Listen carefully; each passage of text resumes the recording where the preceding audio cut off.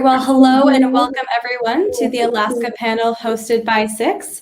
We are joined today with the leaders of 3 mining and exploration companies working in Alaska. I'm pleased to introduce you to Rick Van Nieuwenhuyse, President and CEO of Contango Ore, Darwin Green, President and CEO of HighGold Mining, and Tony Girardi, President and CEO of Trilogy Metals. In this discussion, we'll explore what mining in Alaska has to offer for each of these panelists' respective companies. As a reminder, you can submit your questions at any time on the Q&A panel on the right-hand side of the screen, and we will open the floor up to a live Q&A after the panel discussion.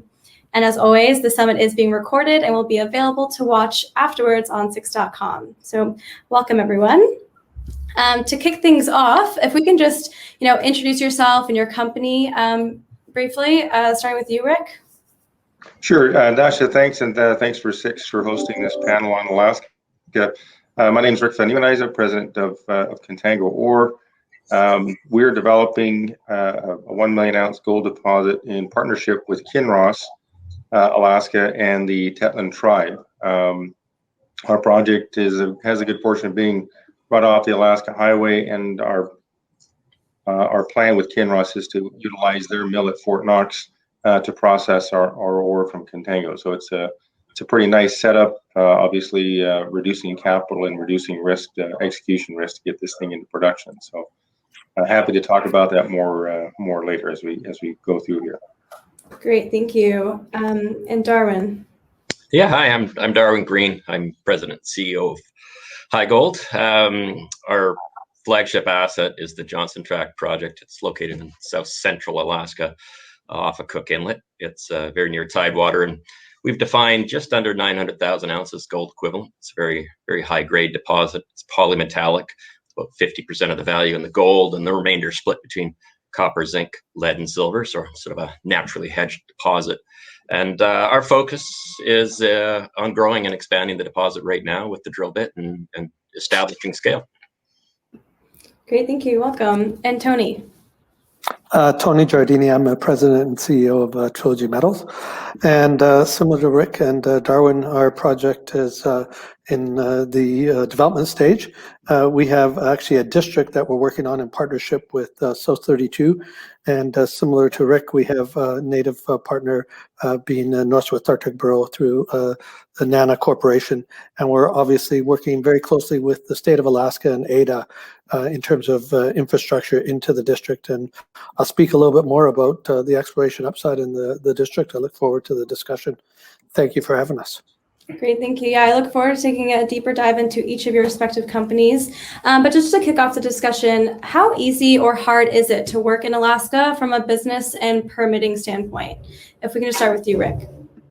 Sure. I think one of the great things about Alaska is that it has a pretty stable jurisdiction for doing business. It's very pro-business. Mining is an important part of the economy. Always has been. I mean, the history of Alaska, goes back to gold mining and all the way back to the beginning. So, from a regulatory standpoint, state laws and taxes and they're very stable. They've been very stable for quite a long time. The federal government, obviously, if you need a federal permit, that adds a new dimension or a different dimension to your permitting, and typically all mines need federal permits, and there's no question that that's more challenging than getting the state permits, but it is a process. I think the positive things are that it's a well-established process. The environmental impact statement process that most mines have to go through is well established, and if you do a good job on collecting your baseline information and lay out a good plan, I think with time and effort, you'll get your permits. Great. Darwin, anything to add? Yeah, no, I would agree with all of Rick's points there. It is a great place to operate. You've got this workforce and a population base that understands mining, and there's resources to support what we do. And from a permitting standpoint, the questions are often framed, easy or hard, but I prefer not to describe it as easy permitting. We don't want easy permitting. What we want is a permitting system that the public can trust, can have confidence in, and that's practical and science-based. And I think that's what you have in Alaska. It's a great place to operate. Great. Tony, any thoughts? Yeah, I think the comments. I would echo the same comments and basically just point out that it's very prescriptive and straightforward. There's a NEPA process to follow, which is well laid out, and I think, as Rick pointed out, it's really just about making sure you have all your ducks lined up and you're in line and using consultants. And then, from a business point of view, the good thing about Alaska is there's a rich mining history in the state. Lots of mines that are already operating there, so you don't have to teach people about mining. You've got a workforce that obviously is well in tune with the mining. They understand how things work, and there's services and personnel to support the industry, which is a big plus in terms of operating in the state. Great. Yeah, Tony, if I can throw it back to you for this next question, how do you work with Alaska's Indigenous people, and do they support the mining efforts? Yeah, I think Native community is very supportive of mining, and I think it comes back to my earlier comments about a rich history with mining.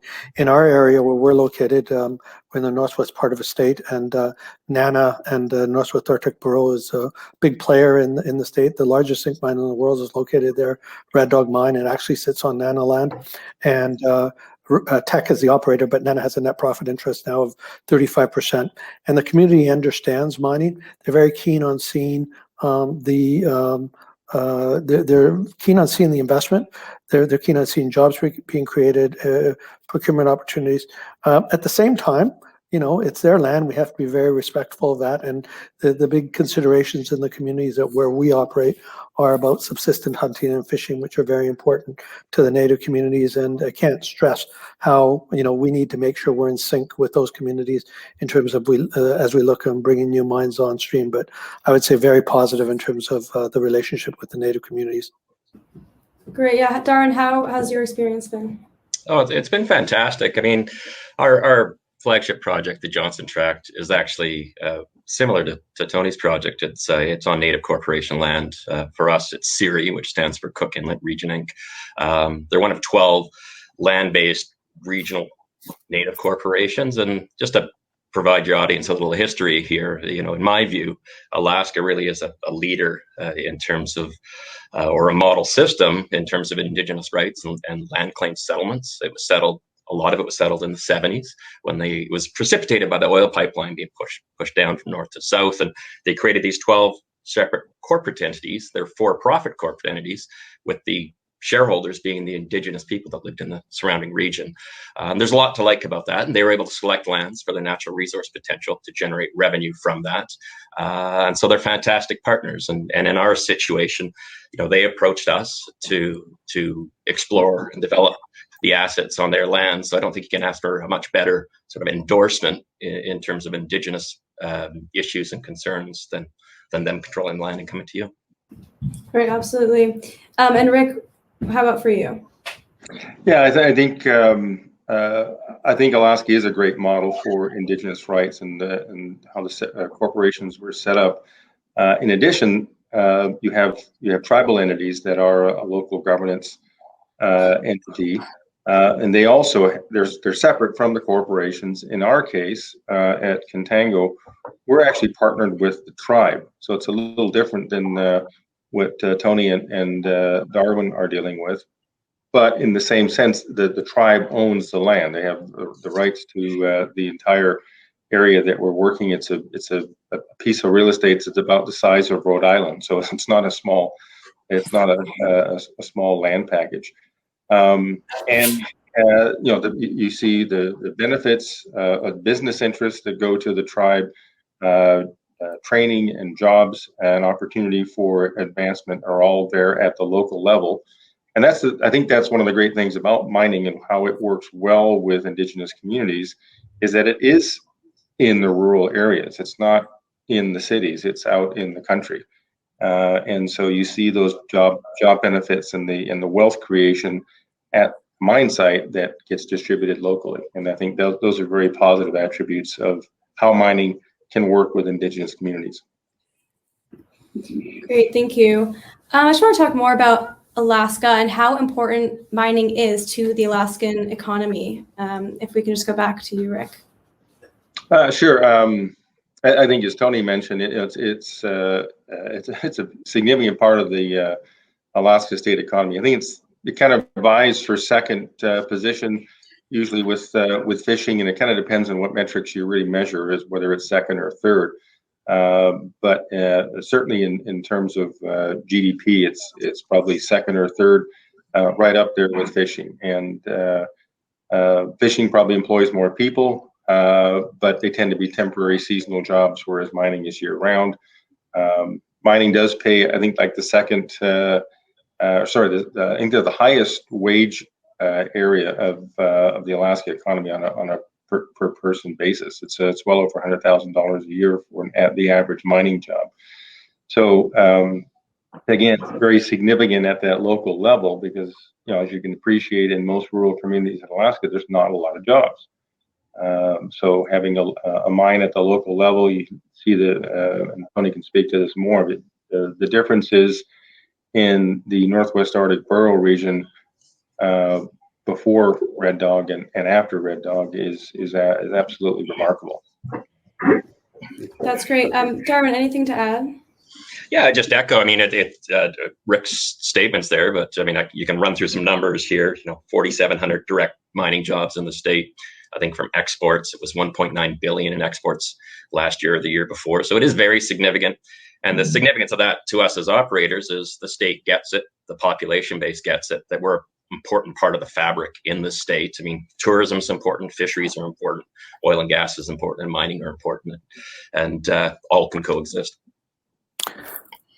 Great. Yeah, Tony? Yeah. I was just going to add that, you know, in the current year, particularly in what's been happening with COVID, mining has been one of a few bright spots that we've really seen in the state of Alaska. And, you know, it's contributing approximately $2 billion to the economy in 2020. And the other thing to sort of point out is, you know, as Rick mentioned with respect to NANA and Red Dog, NANA receives a significant amount of revenue, and other native corporations within the state through the Red Dog mine, because in the case of those amounts of Red Dog, they're actually distributed to a number of other communities outside of the Northwest Arctic Borough. So this is very important because it really does contribute to those communities in a big way. And then I think, you know, the last point is the oil and gas industry, which is typically dominated in the state. BP has effectively sold their interests to private equity, and you're seeing less investment in exploration occurring in the state. So I think there's an opportunity for responsible mine development to fill some of that void. Great. So how do each of you address the infrastructure challenges in Alaska, and what are they? Darwin, if we can start with you.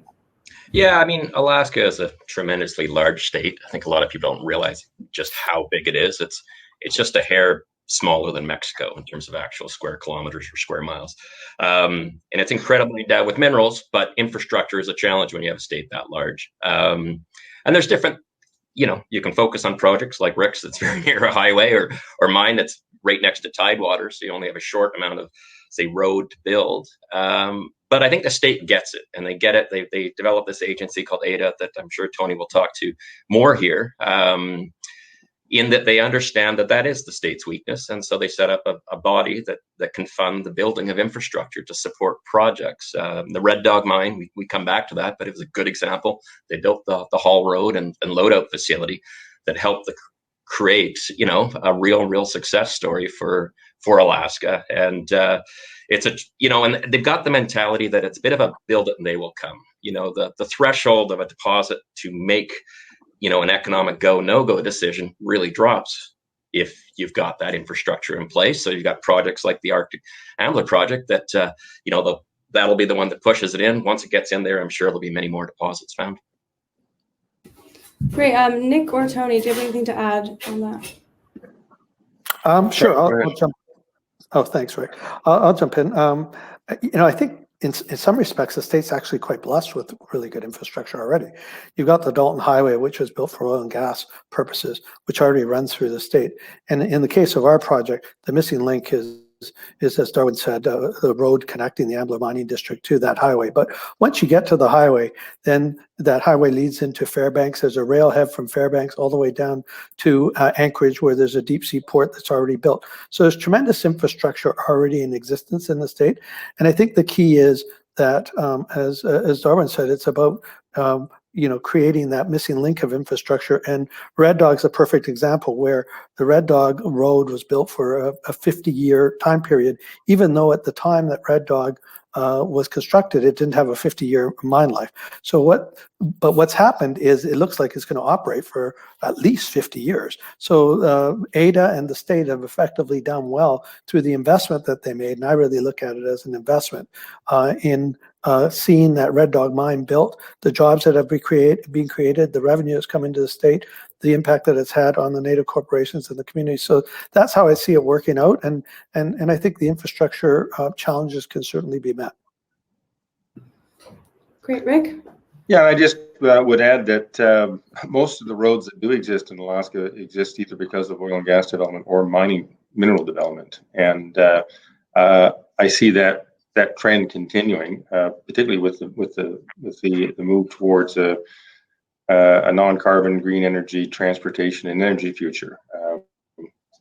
The Biden administration has last number I saw was $3 to $4 trillion infrastructure spend planned for the United States, and there's no question that the United States is way behind in infrastructure. So I think we'll see that all states, including Alaska, will benefit from that $3 or $4 trillion. It's amazing that we measure things in trillions these days, but that's what we do, and it just kind of rolls off the tongue now. But Alaska will be a beneficiary of a lot of that because we can get all the minerals that are needed for the green energy future from Alaska, and obviously building out that infrastructure through groups like Ada that know how to work that from an investment standpoint. As I said, it's not a grant, it's not free money. It's just it's a good, solid, long-term investment. Right, absolutely. And I look forward to talking more about the Biden administration later on. But how do the state and local governments view mining in Alaska? Tony, if we can start with you.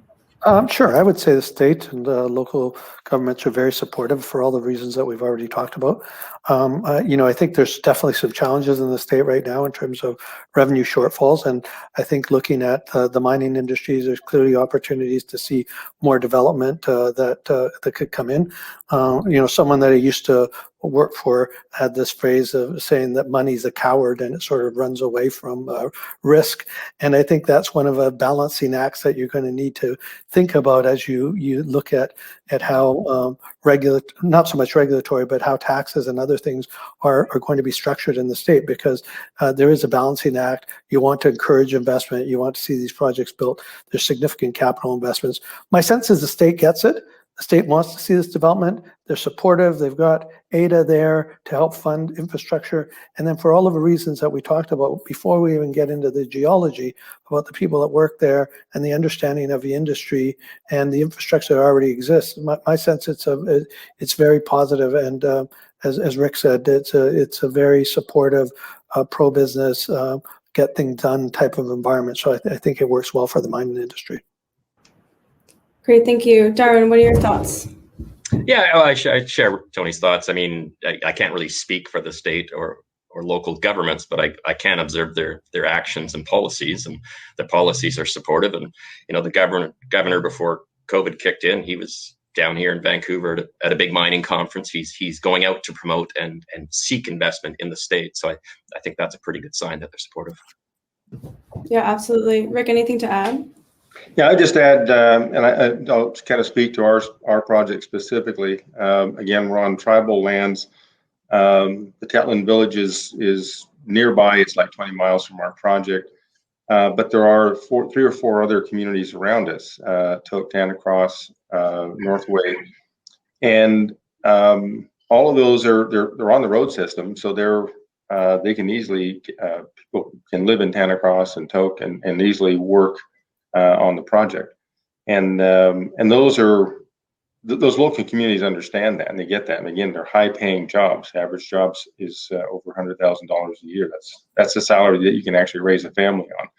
So I think there's a real understanding that mining jobs pay well, and mining people who work at mines become part of the community. They're not a fly-in, fly-out crowd. Some jobs are, but most of the jobs are right there in the community, and the people live right there in the community. Yeah, that's great. So in general, how does Alaska compare and rank to other jurisdictions in the US and North America and also in the world? Rick, if you don't mind. Yeah, I mean, the Fraser Institute's, for many, 20, 30 years now, the Fraser Institute's been putting out their report, and Alaska consistently ranks extremely high on potential and extremely high on its stability, if you will, and as a jurisdiction for investment. So, and that's on a global basis. That's not just North America. That's on a global basis. I think they look at well over 100 jurisdictions that they evaluate. And it's certainly seen from the perspective of the people who are working in those countries. So and it changes every year. I mean, the rankings are always moving around. And I think one of the things you always look for is, are you seeing improvements in certain areas? And I think my recollection is that Alaska is actually, over the last 20 years, has seen a vast improvement in how it's viewed on a global basis in terms of competing for capital for exploration and mineral development. Great. Darwin, how do you think it ranks globally and also North America? Yeah, very high. I mean, as Rick says, there's the surveys out there that kind of capture this. And I think the proof's in the pudding a little bit. If you just look at who's entering Alaska now, there's been a real influx of Australians, for example. We're about as far away as you can get from Australia. And, there's a very high percentage of Australians coming here, and, they can go anywhere in the globe. They'll run through their matrix of, geologic potential, political risk, a variety of factors, and they're here. And I think that's telling you something. Yeah, absolutely. And Tony, any other thoughts? Yeah, no, I think Darwin and Rick have summarized it. I mean, the go-to jurisdictions typically top are, Nevada, Canada, Australia. Those are the ones, and Alaska's right up there with those. I think the other thing is, we've all had the good fortune of having worked in a lot of different jurisdictions, and I can tell you that there's stability and process when we talked about permitting and understanding of the industry and history. And those are all very important in terms of making Alaska a very desirable place to invest. Great.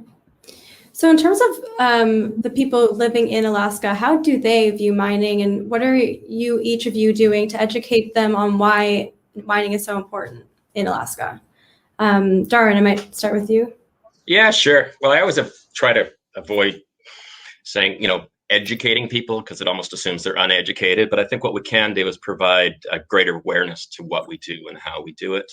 And I think it's always by example, and it's on an individual basis of connecting with people and respecting the people that you work with, and respecting the lands where you operate. And, it's what we do. It's at the core of what we do. And I think if people look closely at the mineral industry, they'll understand there's a lot more of that than the other way around. And,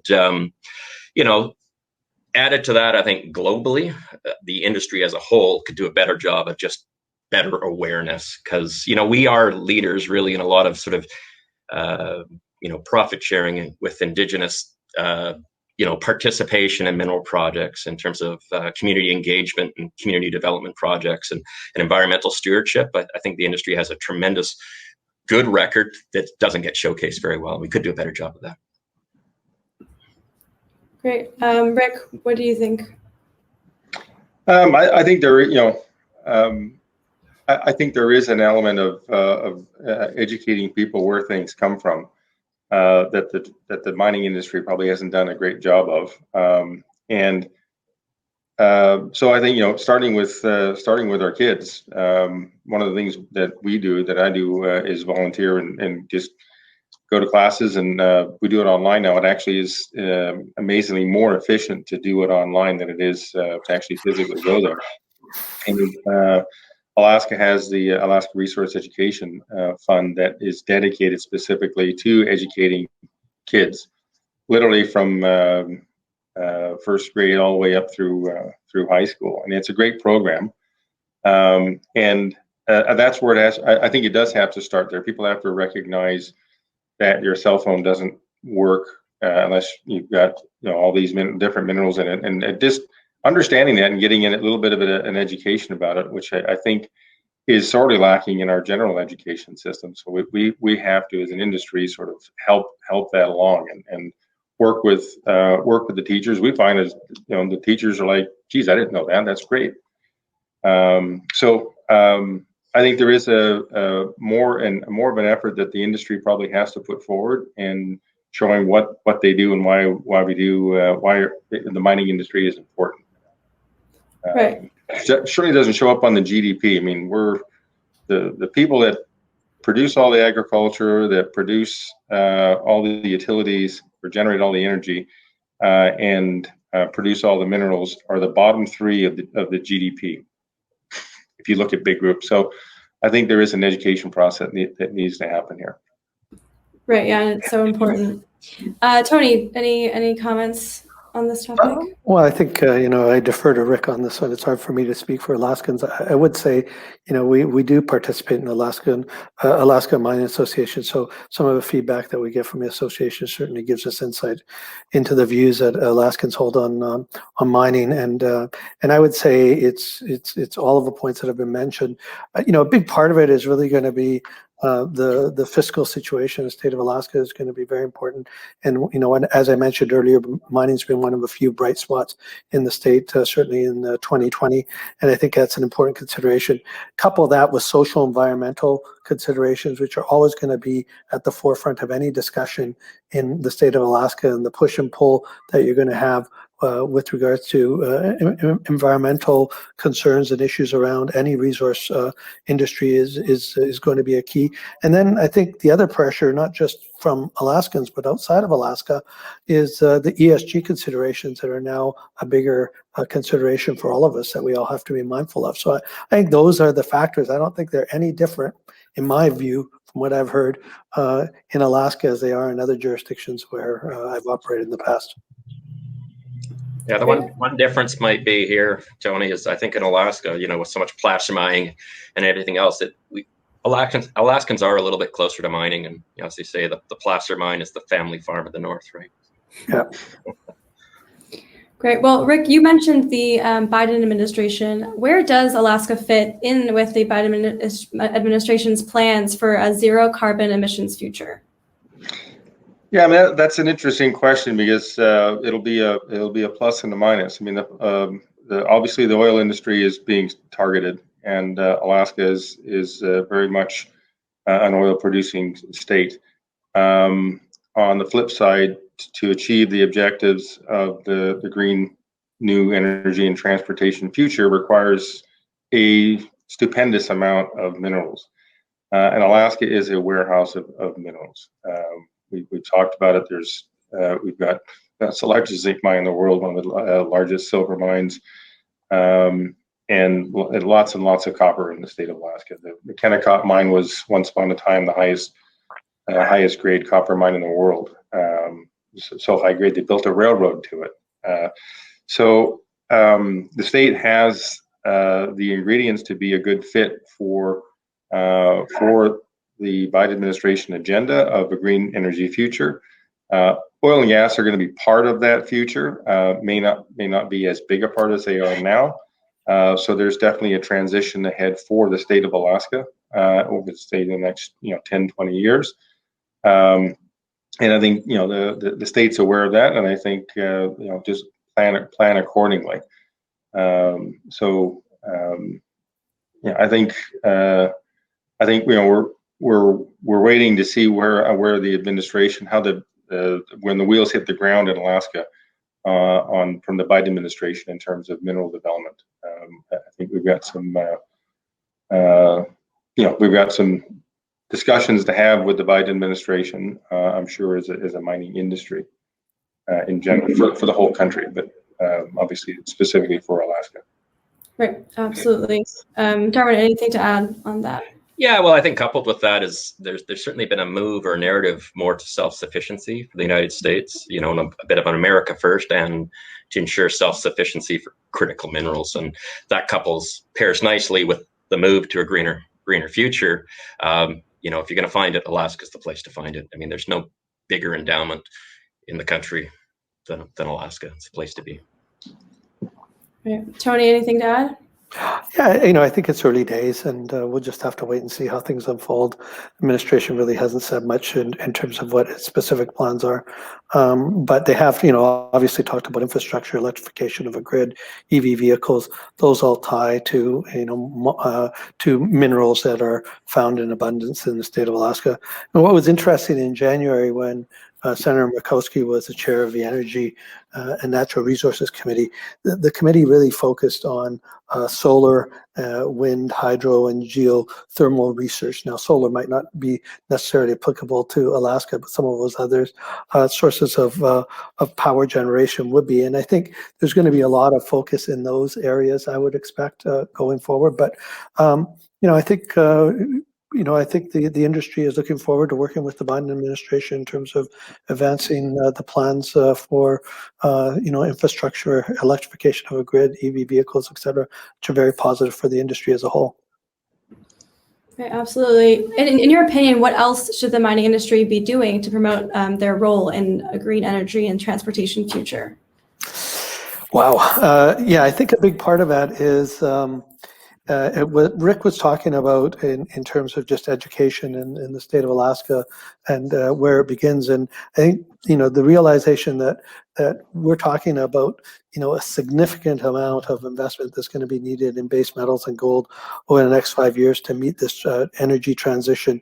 And, you know, where is that going to come from? So copper is a really good example where you can see copper increase, you know, sort of just new technologies requiring over 450,000 tons per annum of metals, you know, out to 2022, and then increasing to 600,000 tons per annum. And those are big numbers. And whether it's going to be wind turbines, whether it's going to be solar panels, whether it's going to be other sources of clean energy, they're going to require a lot of the minerals that are in abundance in the state of Alaska. So I think there's going to have to be a real education process that happens with respect to that. And I think the other thing that's clear is that whether it's Alaska, Canada, Australia, people want to have their own sources of those metals, and that's going to be really important in terms of strategic metals and having access to those metals.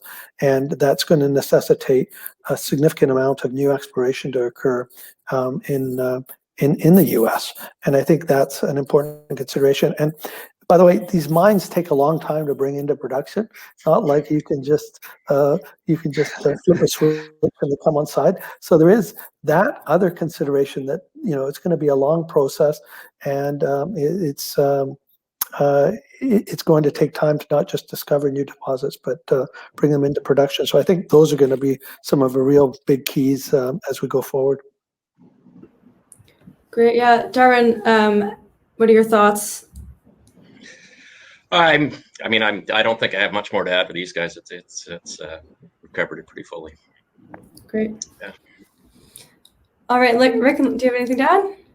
I was just going to say, I mean, I think one of the things that people don't understand about this energy transition is we're transitioning not only to, you know, high-tech materials and things like that, and all electric, but we're going from a centralized system to a decentralized system.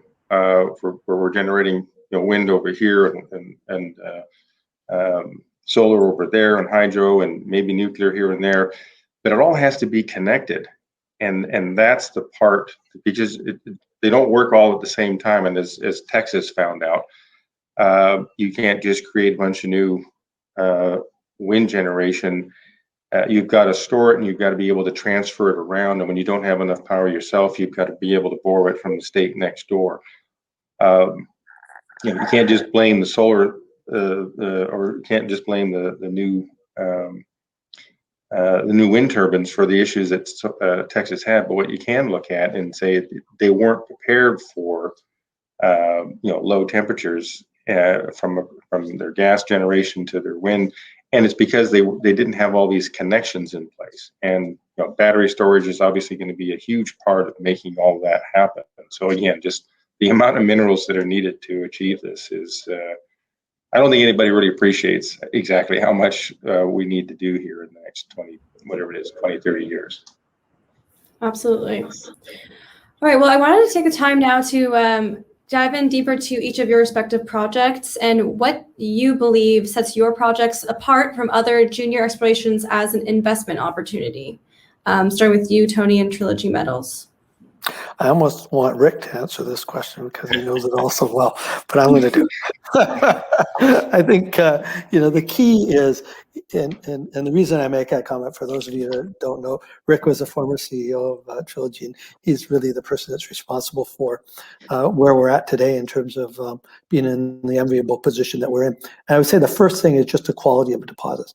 This is a great district. It's been explored for a long time, but I don't think people appreciate what we have there. So Arctic, as an example, is 43.4 million tons at 4.2% copper equivalent. That's hard to come by. So we've got that. Plus, we've got geological and exploration upside. We've got another advanced exploration project, Bornite, 180 million tons, roughly 1.5% copper when you factor everything in. And then there's a host of other targets that are adjacent to us. So it's quality of deposits. The partnerships that we've talked about, having NANA as a partner, working closely with the Northwest Arctic Bureau, having access to native labor force, and being able to ultimately provide training programs to create job opportunities, that's going to be a big plus for us. And the fact that they're going to actually have financial economic interests in any of the developments of the mines that occur in the district is absolutely key. And then having partners like South 32 and Ada in the mix will be important.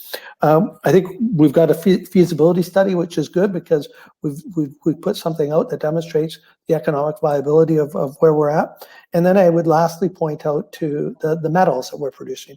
The fact that we've got copper, zinc, lead, there's a cobalt resource at Bornite. Those are all very tied to what we talked about in terms of what's going to be needed for infrastructure development going forward.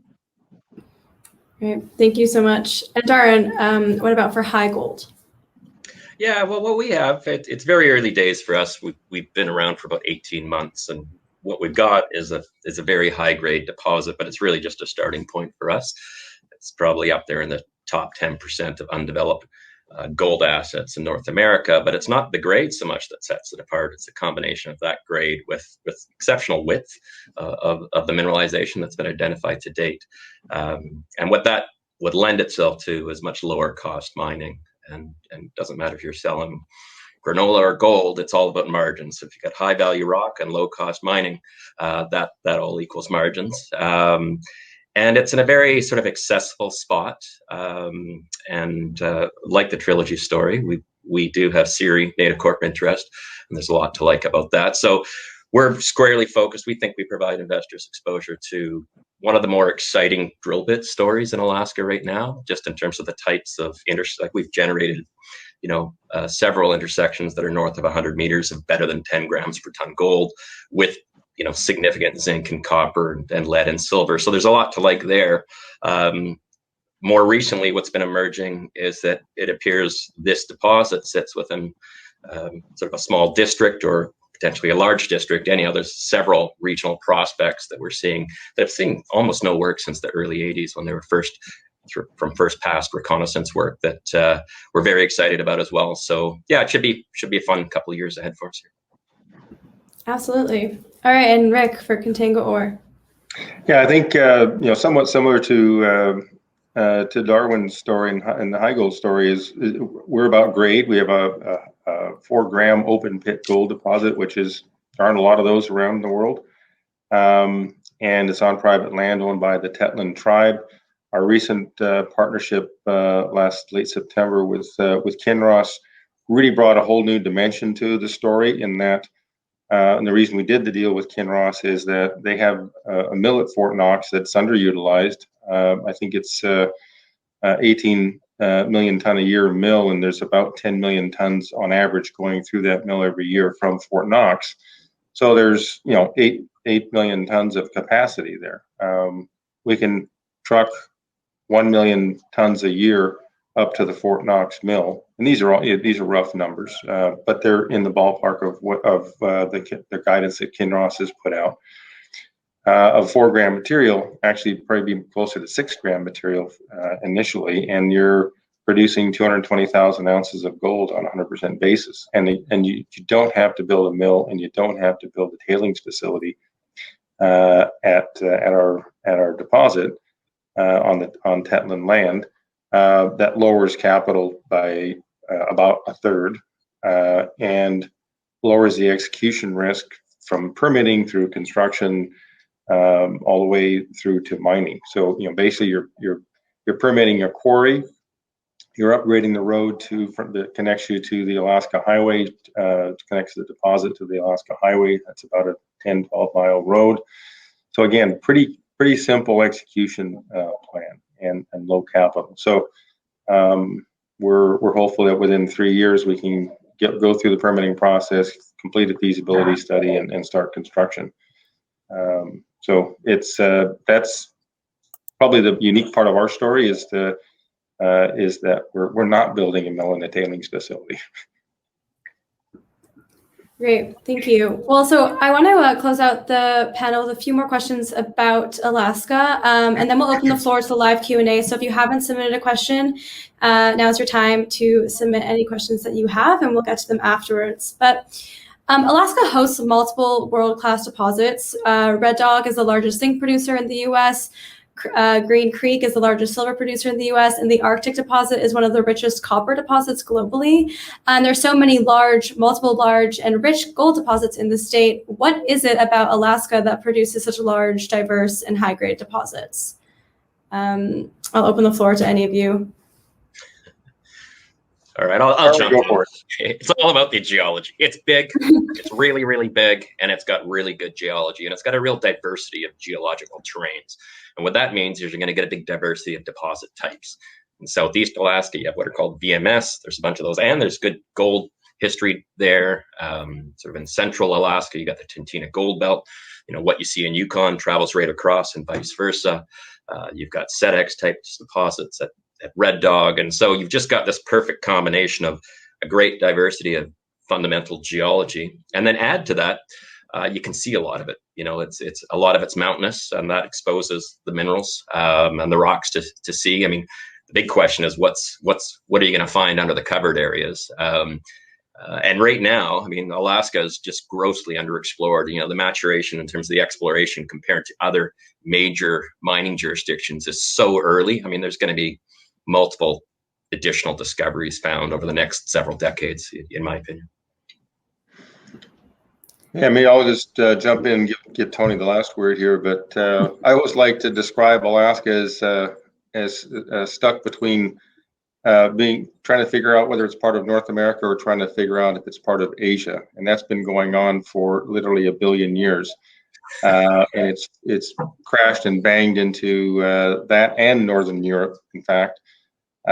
So all of that jostling around over the last 1 billion years has created a huge amount of structure, and ore deposits always form where there's structure, deep crustal structures that bring up mineralizing fluids. So I think it's because of that long and torturous history, and Alaska still, parts of it are actually part of North America, parts of it are part of Asia, and parts of it are part of former Europe. So it really is an agglomeration of terrains. In fact, that's where that terminology actually first started to be used, was in Alaska, because they were trying to figure out how all these diverse pieces of geology were stuck next to each other.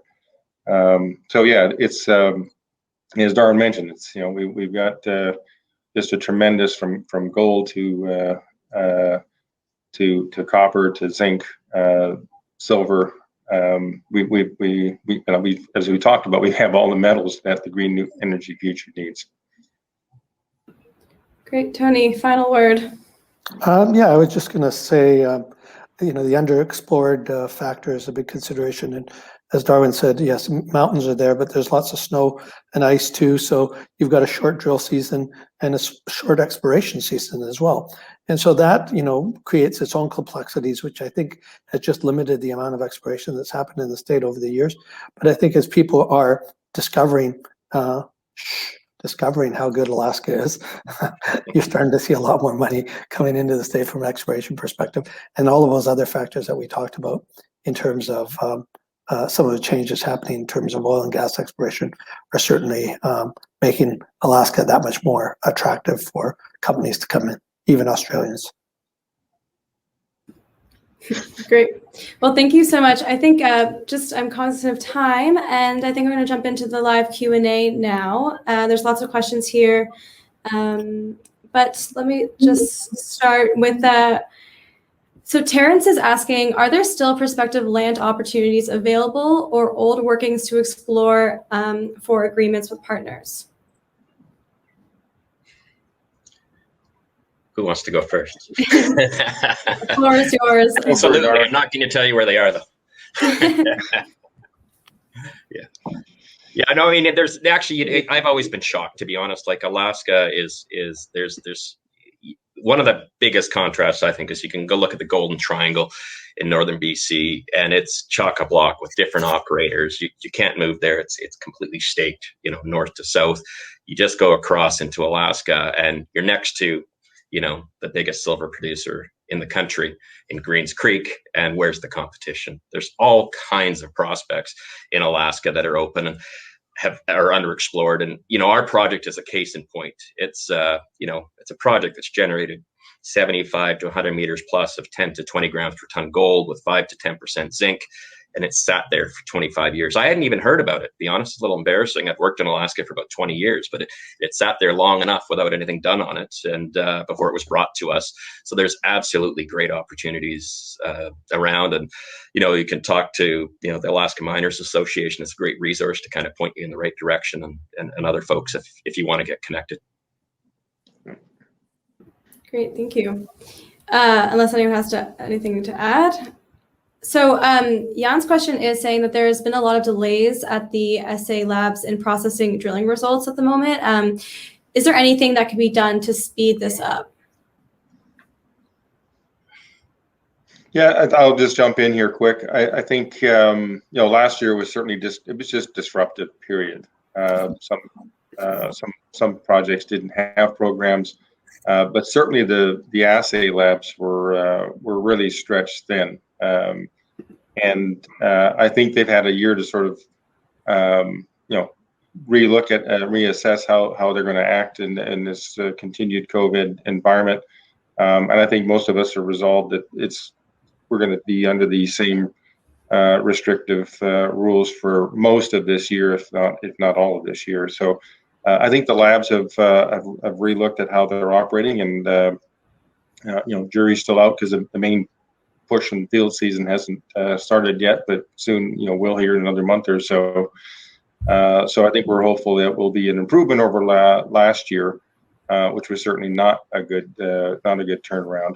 Hopefully we will see an improvement. But I also expect that there'll be a lot more activity this year than there was last year in terms of generating samples for the assay labs to process. So the good news is the bad news. So we might have a lot more activity that slows the process down again. So we'll see. Great. So Kurt, we did touch on this briefly, but Kurt is asking, how do you think Alaska will be affected by the demand for metals that the greening of world economics is going to entail? Yeah, go for it. Whoever. Well, I think we've touched on it a bunch. I figure we should hand this over to Tony, though. I'm happy to.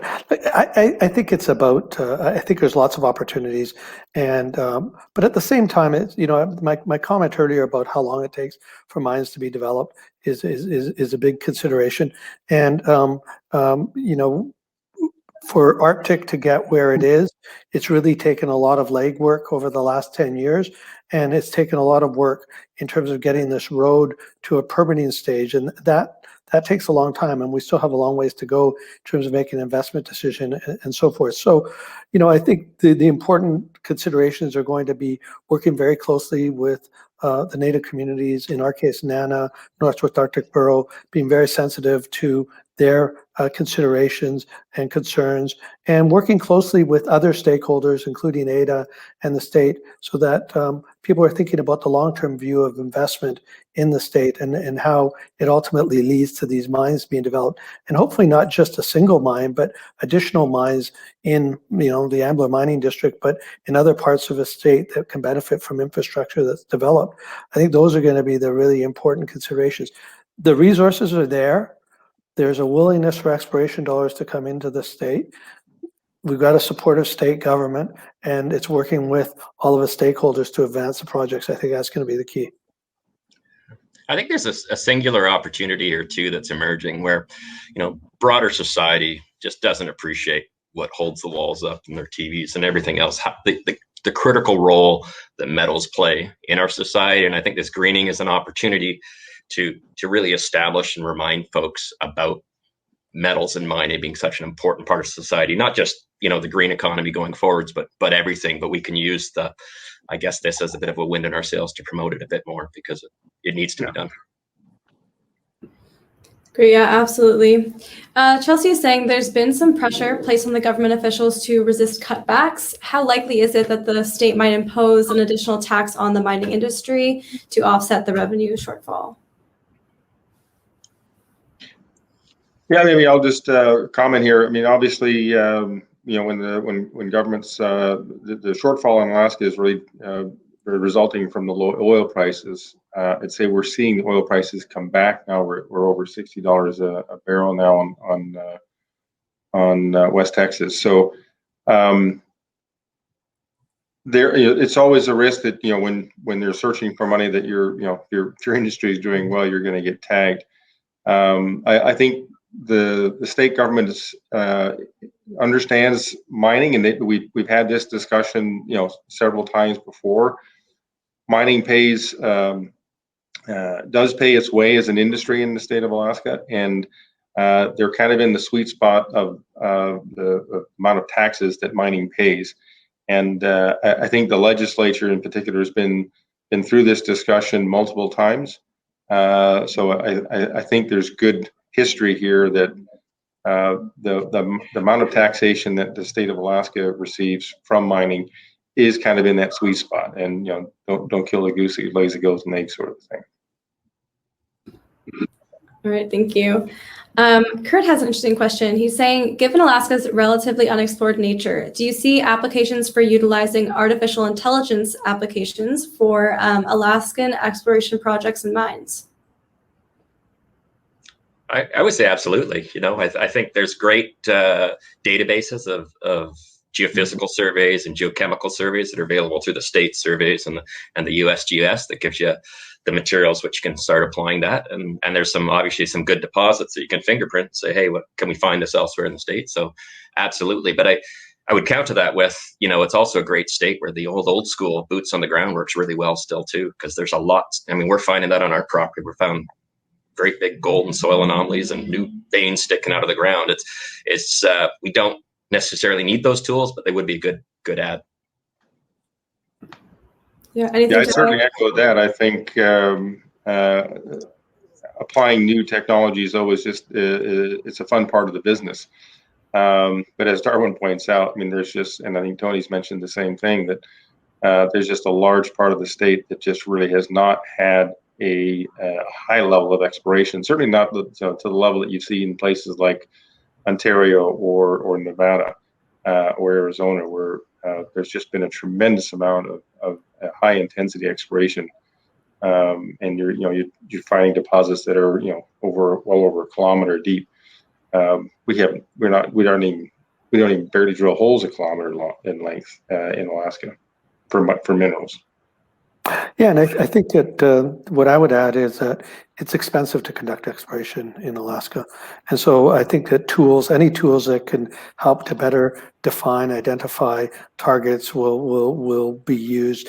And AI certainly has a big role to play. But I think that both, as Rick and Darwin have indicated, there's nothing that substitutes, in this case, boots on the ground, particularly when you're looking at the terrain that you're talking about, and about doing soil sampling work and sediments and so on, that you need to to get there and do, and logistics mean that even that's challenging at times. So those are going to be the considerations, and it comes back to the earlier comment about having an environment that's hospitable to the mining industry, because it's a long-term gain in terms of these projects not just being discovered but ultimately being developed.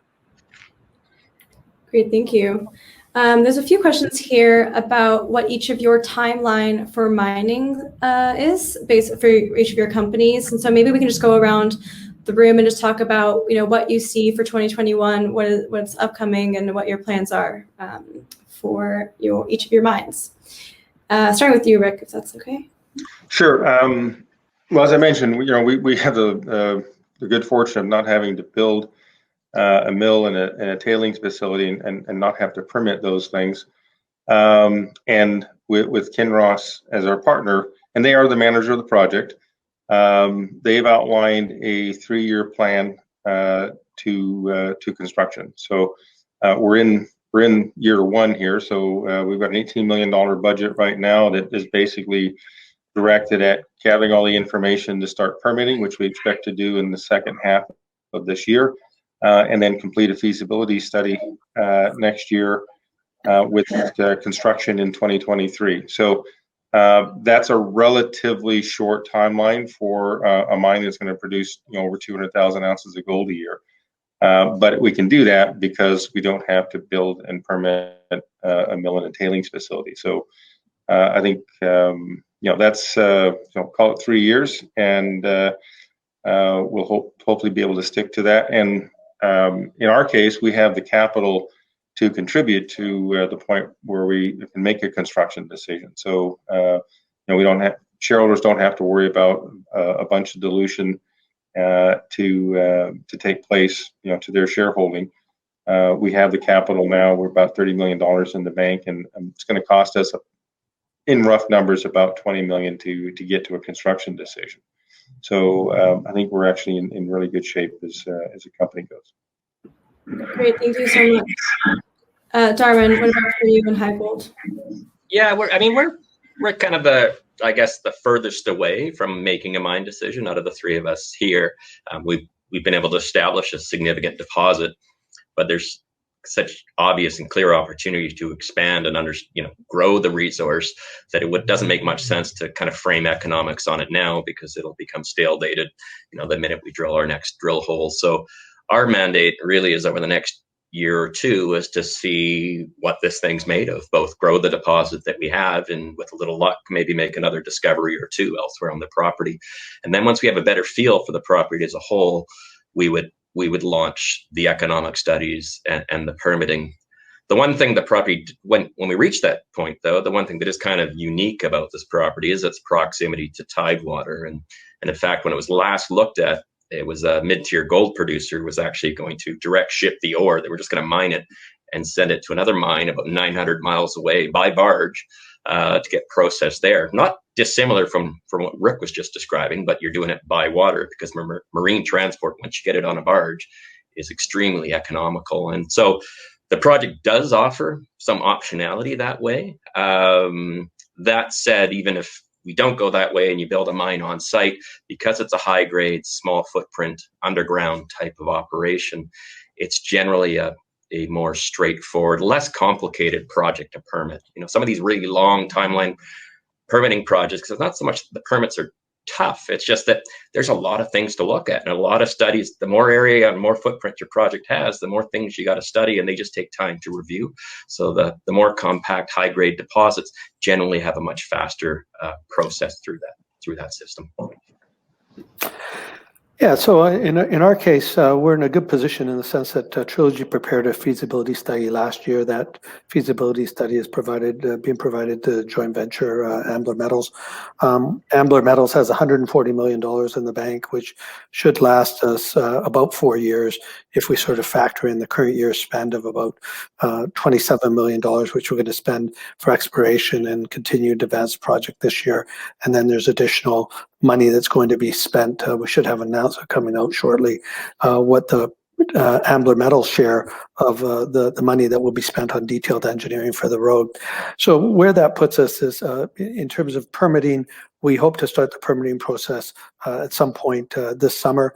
When we benchmark our permitting process against other projects in Alaska, we see a 30 to 36 month time period, which puts us sort of towards the end of 2023, early to mid 2024, in terms of hopefully making an investment decision. And that's when, you know, if everything goes according to plan, we would hopefully see construction commenced on the road as well. And then as far as being in production, it's really a question of how all of those things fit and the flexibility that we have in terms of being able to get in there and move a project forward. And, you know, one of the things that we're focused on is Arctic right now has roughly a 12-year mine life, and we're obviously looking at ways of increasing that mine life through the drill bit and more exploration in the district, looking at some of the satellite deposits, and then ultimately looking at bornite, which is a separate standalone deposit in the district, and starting to think a little bit carefully about how that sort of fits into the overall development longer term. So those are the thoughts and processes in terms of what we're doing right now. Great.